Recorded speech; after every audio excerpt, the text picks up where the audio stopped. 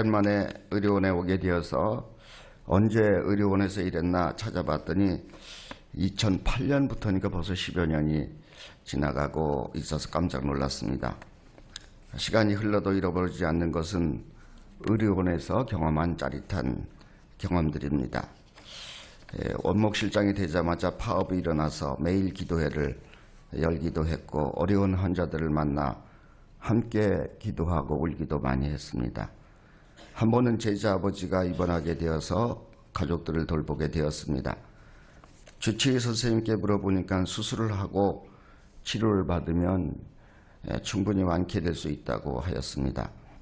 그래서 제자 가족들에게 걱정하지 말고 수술을 받으시면 된다고 말씀드렸습니다. 그런데 뜻밖의 환자 분이 수술을 받지 않겠다고 해서 큰 문제가 되었습니다. 달려가서 만나보니 환자는 수술까지 하면서 더 살면 무엇하겠냐고 그냥 살다가 가겠다고 말씀하셨습니다. 저는 난감해하는 자녀들을 대신해서 환자를 설득하였습니다. 어려운 수술이 아니고 수술 후에 완치될 수 있는 병이니 걱정하지 말고 자식들의 소원대로 수술을 받으시라고 했습니다. 다행히 환자는 목사님의 뜻을 따르겠다고 하면서 수술을 받으시고 경과가 좋아서 건강하게 퇴원하셨습니다.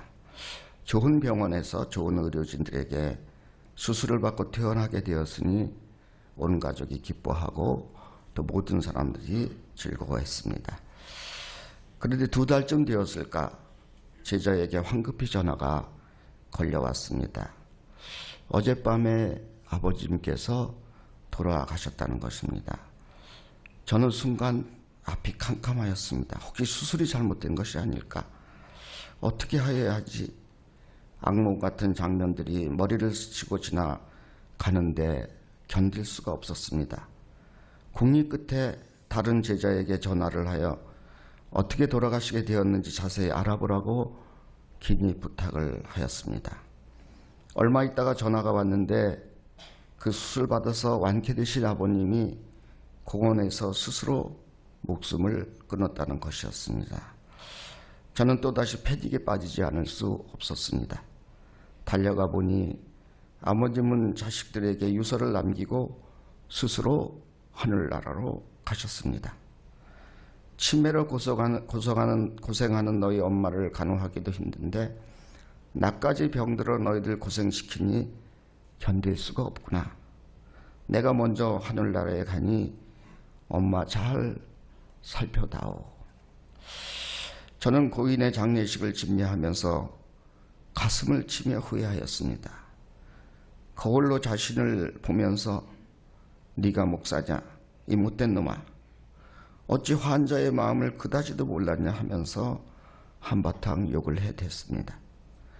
오직 육체적 질병이 어떤 상태인가에만 온갖 관심을 집중했지 환자의 정신적 고통, 마음의 상태는 아랑곳하지도 않고 아는 자신이 믿고 후회스러웠습니다. 병원에서도 오로지 검사 결과와 치료의 과정에만 관심을 집중하여서 물어보고 설명해 주었지 그분의 마음의 상태, 영혼의 상태가 어떠한지를 살펴보지 못했습니다. 우리 의료진들이 정성을 다하여 살려놓으신 어른을 원목실장이라는 작자가 잘못하여 돌아가시게 하는 어처구니 없는 꼴이 되고 말았던 것입니다. 우리 연세의료원의 모든 교직원 선생님들은 저와 같은 우를 범하지 마시고 환우의 마음을 읽어내고 그 상태에 관심을 두는 여러분들 되시기를 간절히 바랍니다. 오늘 성경을 읽어보면 예수님은 공생애를 시작하기 전에 광야에서 40일을 금식하셨습니다. 금식하고 내려오시다가 사탄을 만났는데 사탄은 굶주린 예수님에게 먹을 것을 가지고 유혹합니다. 내가 만일 하나님의 아들이거든 명하여 이 돌들이 떡덩이가 되게 하라. 돌을 떡을 만들면 먹어서 배부르고 또 능력도 보여줄 수 있으니 금상첨화라는 말입니다. 그런 예수님은 당연히 사탄의 묘안을 받아들여서 허기도 채우고 이름도 날려야 했습니다. 어차피 공적인 일을 시작하면 스스로 하나님의 아들이라는 사실을 알려야 하는데 이보다 능력을 보여줄 수 있는 더 큰 좋은 기회는 없습니다. 그런데 이상하게도 예수님은 사탄의 제안을 거부합니다. 배고픔을 참고 또 참으면서도 떡 만들기를 거부합니다. 하나님의 아들로서의 능력을 보여줄 수 있는 절호의 기회를 포기합니다. 왜 예수님은 떡 만들기를 거부하셨을까요? 사실 예수님에게 문제가 된 것은 떡이 아니라 돌들을 떡으로 바꾸는 데 있습니다. 예수님의 문제는 돌을 어떻게 떡으로 만들 수 있느냐는 것이었습니다. 돌은 돌이지 떡이 아니며 떡은 떡이지 돌이 아니라는 것입니다. 돌을 떡으로 만드는 것은 진실을 가리는 거짓이고 요술이라는 입장입니다. 예수님도 잠시 고민하셨을 것입니다. 굶주린 사람들 앞에서 보라는 듯이 돌들을 떡으로 만들어서 자신의 능력을 자랑하고 가난한 사람들에게 먹을 것을 나누어 주면 일시에 존경받는 위치에 설 수가 있었습니다. 그러나 그런 순간에도 예수님은 하나님의 말씀을 기억하고 말씀에 순종하는 믿음과 용기를 잊지 않았습니다. 처절한 유혹의 현실 앞에서 예수님은 절기와도 같이 외칩니다. 기록되었으되 사람이 떡으로만 살 것이 아니요 하나님의 입으로 나오는 모든 말씀으로 살 것이라 하였느니라. 사실 우리의 인생은 한순간도 편안할 수가 없습니다. 날마다 너무나 많이 마술사가 되어달라는 사탄의 유혹 앞에 서 있기 때문입니다. 우리는 최근에 한때 마술사의 모습으로 잘 나가던 사람들이 그 실체가 벗겨져서 나락으로 떨어져 버리는 모습을 목도하고 있습니다. 너무나 많은 사람들이 겉과 속이 같아야 하는 말씀의 세계, 인티그리티의 모습을 잃어버리고 돌로 떡을 만드는 마술사로 살다가 쓰러져 가고 있습니다.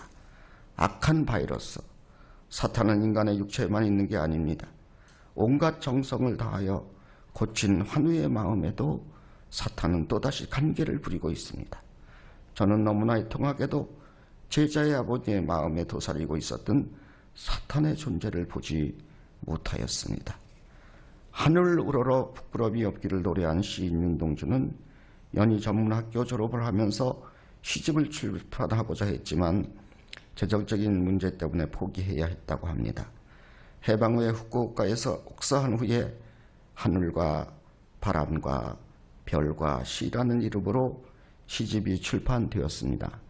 그런데 원래 이 시집의 원 제목은 윤동주가 붙인 제목은 병원이었다고 합니다.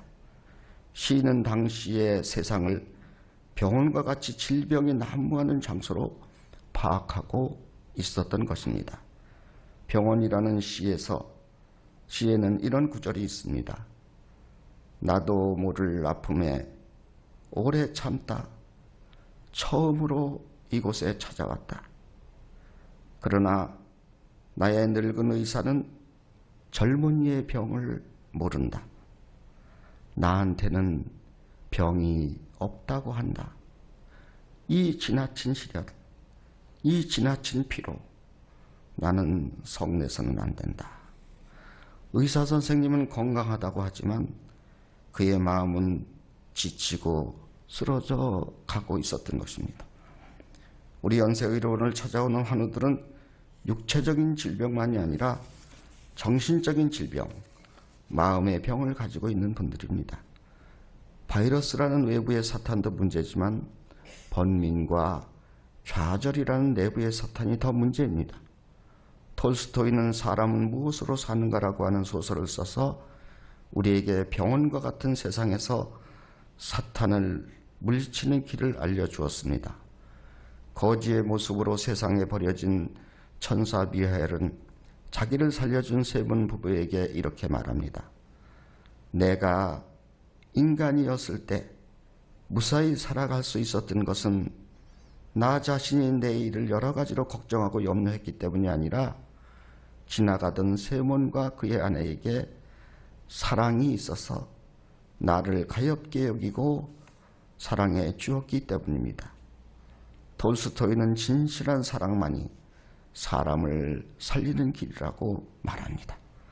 인간에게 진정으로 필요한 것은 돌을 떡으로 만드는 능력이 아니라 가난하고 병든 사람들을 구원하려는 사랑의 마음이라는 것입니다.